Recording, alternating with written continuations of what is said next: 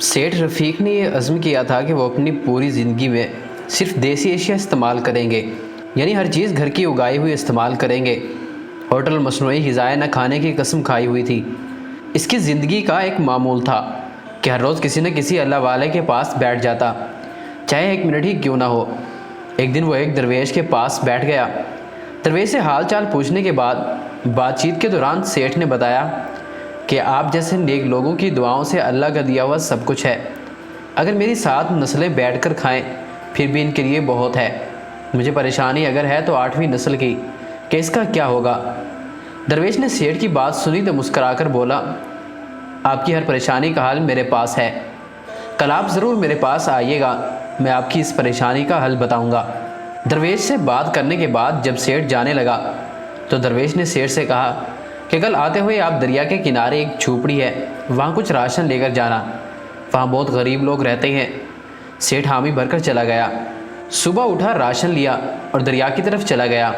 सेठ ने घर के दरवाजे पर दस्तक दी तो अंदर से एक इंतहाई गरीब बूढ़ी औरत दरवाजे पर आई। सेठ ने बूढ़ी औरत से कहा, आपके लिए राशन लेकर आया हूँ, अब इसे रख ले। बूढ़ी औरत का जवाब सेठ के लिए हैरानकुन था। बूढ़ी औरत ने कहा, सेठ अल्लाह आपका भला करे, आज का राशन आपसे पहले आकर कोई दे गया है, आप वापस ले जाएं और कल ले आना। सेठ ने औरत से कहा, अम्मा जी आप ये राशन रख लें, कल आपके काम आ जाएगा। औरत ने कहा, सेठ जी जिस अल्लाह ने आज का बंदोबस्त किया है कल का बंदोबस्त भी उसी के ज़िम्मा है, आप अपना सामान ले जाएं, किसी और गरीब को दे दें। सेठ सारी बात समझ चुका था। वो बूढ़ी औरत के पाँव में गिर गया। सेठ ने रोते हुए कहा, अम्मा आज तूने मेरी आँख खोल दी। मैं तो 7 नस्लों का ठेका लेकर दिन रात एक कर रहा था। मुझे अपनी कमाई पर घमंड था, मेरे अल्लाह पर भरोसा नहीं था।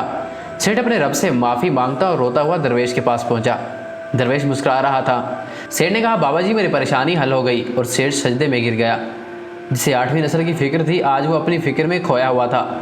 घर वापस जाकर इसने अपनी औलाद से कहा, खुदा के फजल से मेहनत करते रहो, अपने रिस्क में बरकत की दुआ मांगो, बेहतर बंदोबस्त करने वाला वही परवरदिगार है। इंसान के बस में कुछ नहीं है। इंसान को हर वक्त उसकी रहमत का तलबगार होना चाहिए। हमेशा अल्लाह पर भरोसा रखें कि वही हमारी मदद करने वाला है और वही पाक ज़ात है जिसने हमें पैदा किया।